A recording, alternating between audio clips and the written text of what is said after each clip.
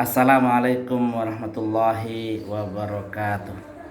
Bismillah, alhamdulillah, wa syukrulillah, wassalatu wassalamu ala rasulillah Sayyidina Muhammadin ibn Abdillah wa ala alihi wa ashabihi wa mawala.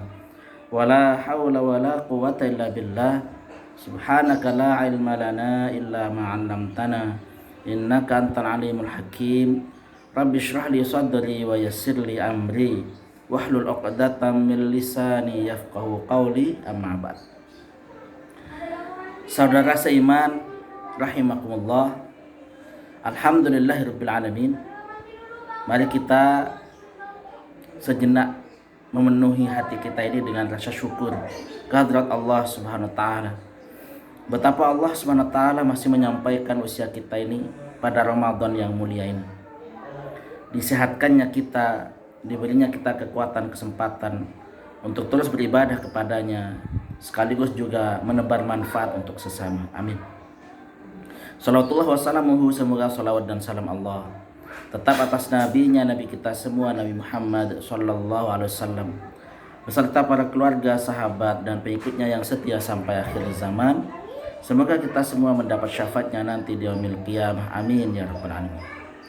Saudara sekalian, berjumpa kembali dalam kajian kitab Riyadhus Shalihin yang kali ini kita insya Allah akan membahas hadis yang ke-10 dalam babun fi turuki kasiril khair. Bab yang menjelaskan tentang babun fi kasiri turukil khair, bab yang menjelaskan tentang banyaknya jalan kebaikan. Bismillahirrahmanirrahim. Al-ashiru, hadis yang ke-10.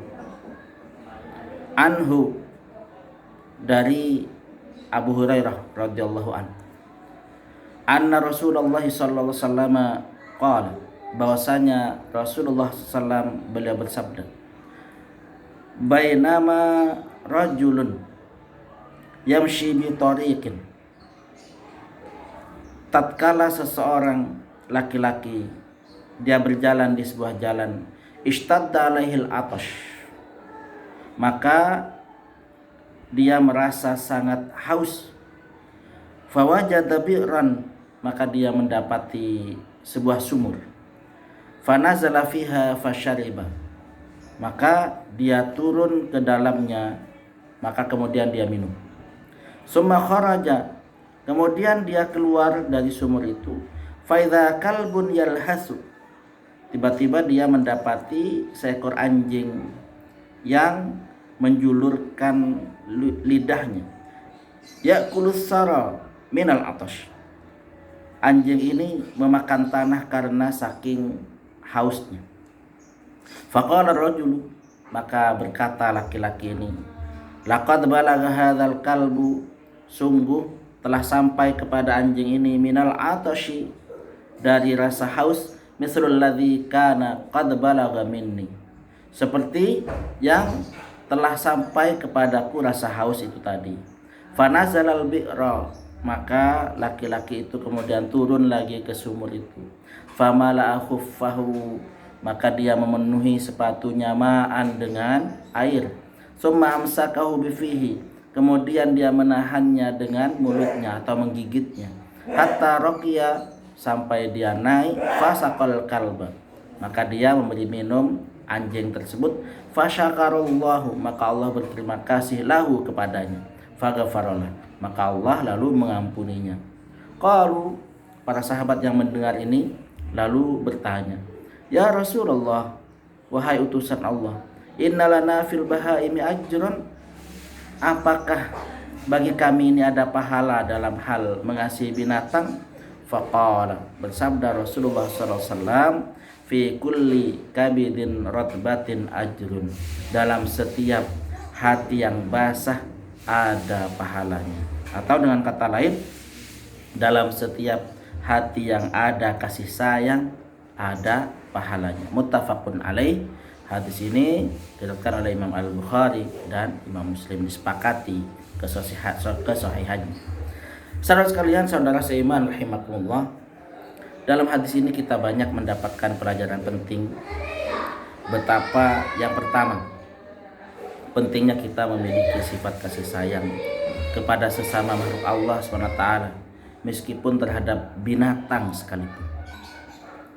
Ada hadis Rasulullah yang lain, man la yarham la yurham.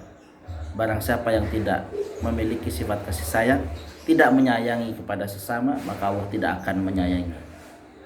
Saudara sekalian rahimakumullah, meskipun itu sedikit, meskipun hanya sekedar memberi minum, hanya sekedar memberi makan, semampu yang kita bisa, maka laki-laki yang dalam hadis tersebut, dia memberi minum seekor anjing, dan Allah SWT berterima kasih kepadanya, dan Allah SWT lalu mengampuninya. Saudara sekalian rahimakumullah, ini sangat penting untuk kita sampaikan, apalagi kita sedang berada di bulan Ramadan yang mulia, di mana kita juga merasakan betapa haus dan lapar itu adalah benar-benar tidak sesuai dengan hawa nafsu kita. Sehingga kita bisa merasakan bagaimana orang yang lapar, bagaimana orang yang haus.